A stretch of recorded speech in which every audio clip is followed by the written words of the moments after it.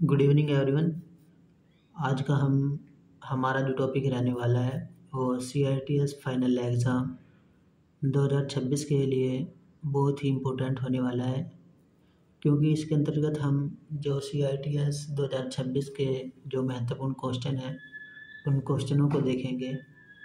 इसके अंतर्गत हम जो हमारा CBT एग्ज़ाम है 2026 का ट्रेनिंग मेथडोलॉजी यानी POT का, उसका हम टारगेट रख रहे हैं कि हम सब POT का जो एग्ज़ाम है 2026 के लिए उसमें अपना अच्छा स्कोर कर सके। तो चलिए शुरू करते हैं आज की अपनी वीडियो।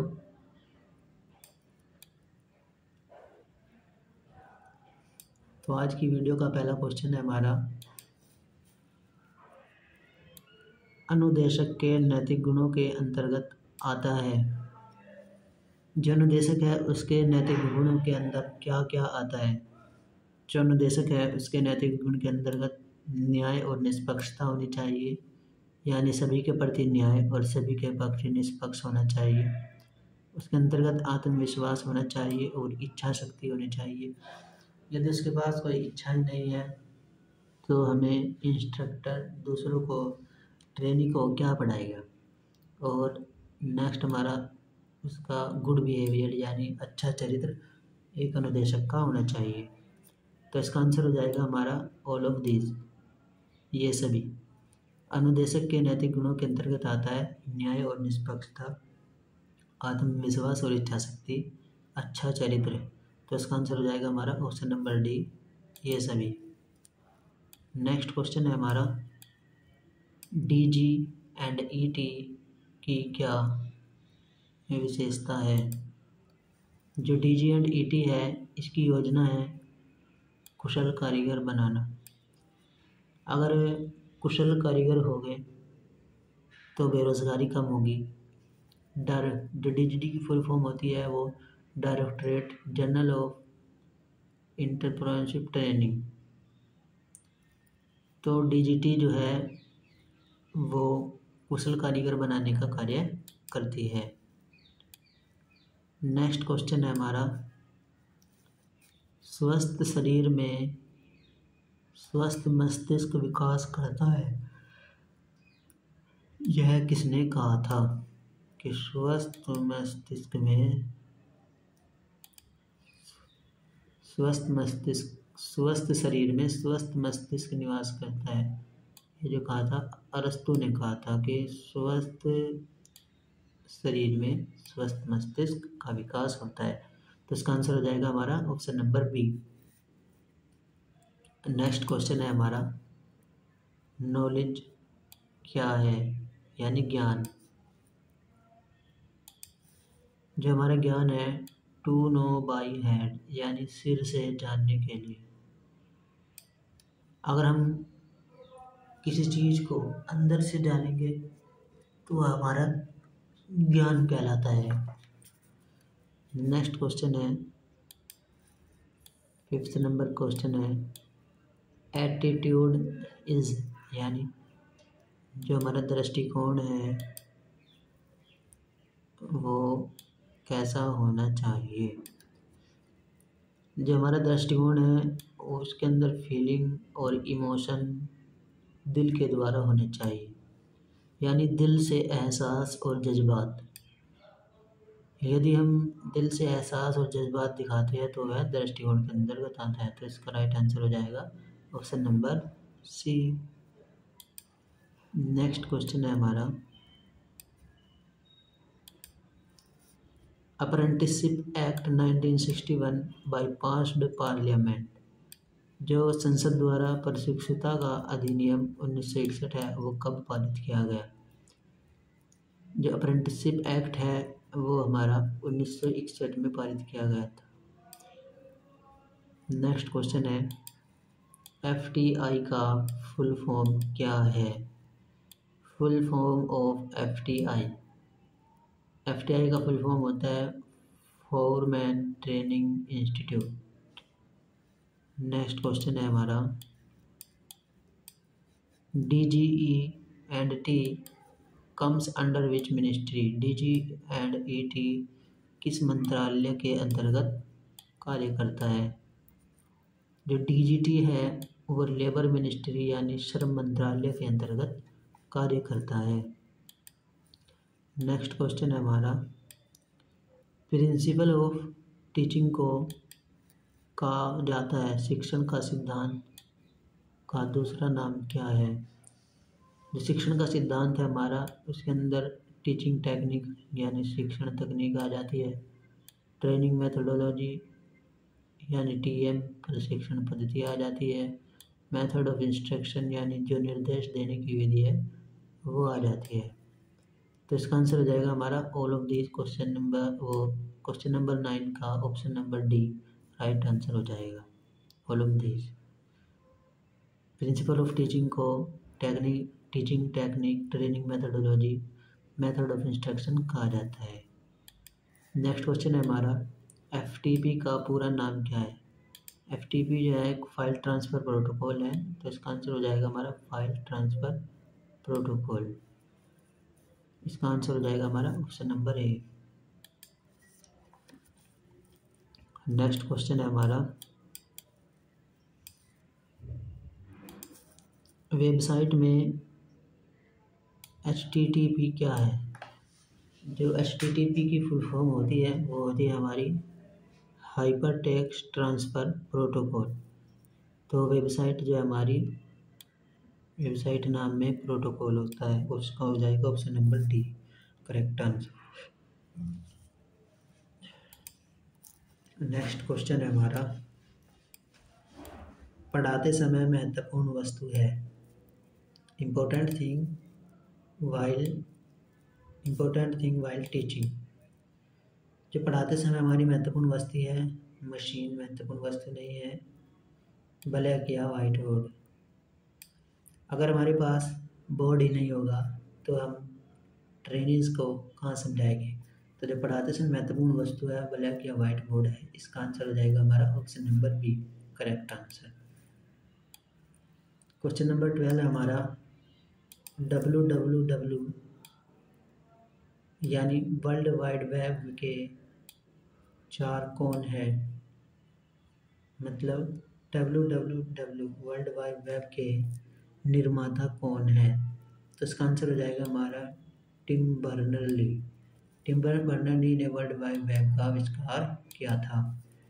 नेक्स्ट क्वेश्चन है हमारा, स्किल इज हुनर क्या है? यदि हमारे पास स्किल होगी, हुनर होगा, तो हम कुछ कार्य करेंगे और अपने कार्य में निपुण होंगे, दूसरों को हम कार्य दे पाएंगे। तो इसका आंसर हो जाएगा हमारा टू डू बाई हैंड यानी हाथ से करना। क्या करना? हाथ से अपने अंदर कुछ कौशल होना चाहिए जो हम खुद से कर सके, उसको कहते हैं स्किल। इसका आंसर हो जाएगा हमारा option number A. Next question है हमारा, प्रशिक्षक को उच्च कौशल की योग्यता और कौशल के तत्वों के साथ रखना चाहिए। डेमोन्स्ट्रेशन इसका राइट आंसर हो जाएगा।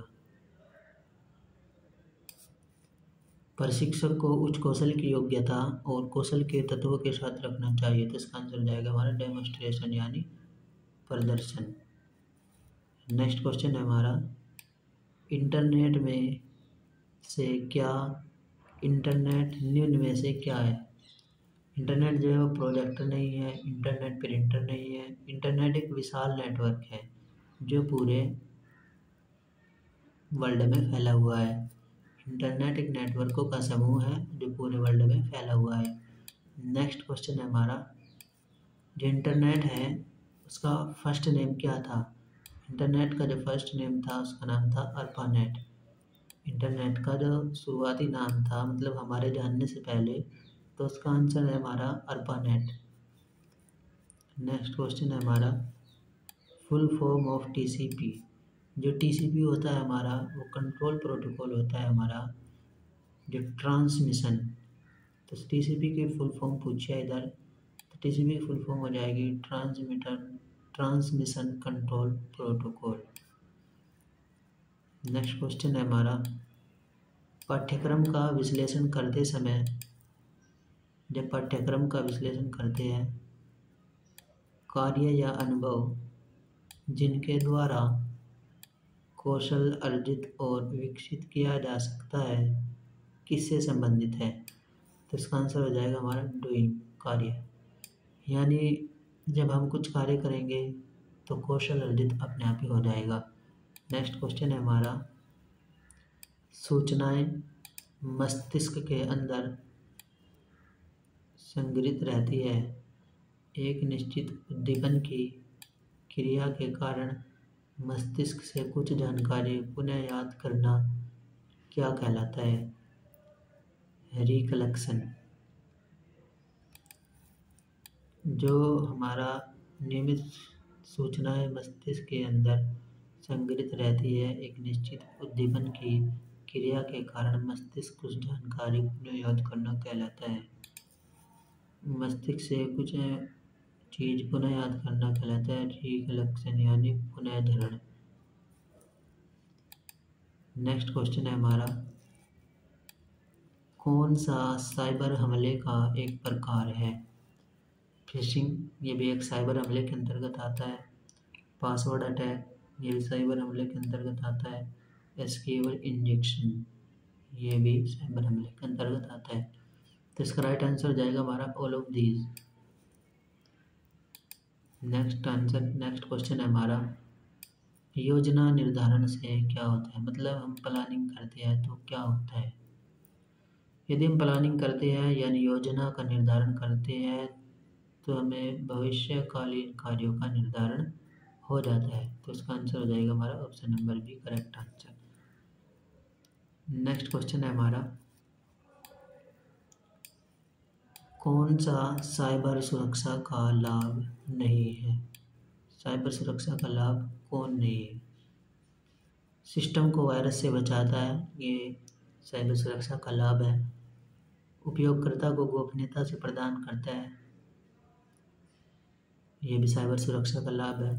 कंप्यूटर की फ्रीजिंग और क्रैश को कम कर देता है, ये भी साइबर सुरक्षा का लाभ है। यह तीनों साइबर सुरक्षा का लाभ है। तो जो सिस्टम को धीमा करता है वो साइबर सुरक्षा का लाभ नहीं है, ये साइबर अटैक के अंतर्गत आता है। नेक्स्ट क्वेश्चन है हमारा, स्टेप ऑफ मेमोरी सीक्वेंसेज, यानी जो हमारा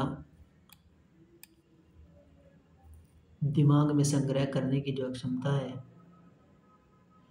step of memory sequence, memory का जो सीक्वेंस है हमारा, पहले नंबर पर तो आएगा हमारा रजिस्ट्रेशन, यानी दिमाग में संग्रह कर लेना। दूसरे नंबर पर आएगा हमारा रिटेंशन, यानी रोक लेना, दिमाग में उसको बचाए रखना, समझे रखना। तीसरे नंबर पर आएगा हमारा रिकेल, यानी पुनः कहना। और चौथे नंबर पर आएगा हमारा रिकॉग्निशन, यानी पहचानना। तो इसका आंसर हो जाएगा हमारा option number C, 2314। Next question है हमारा,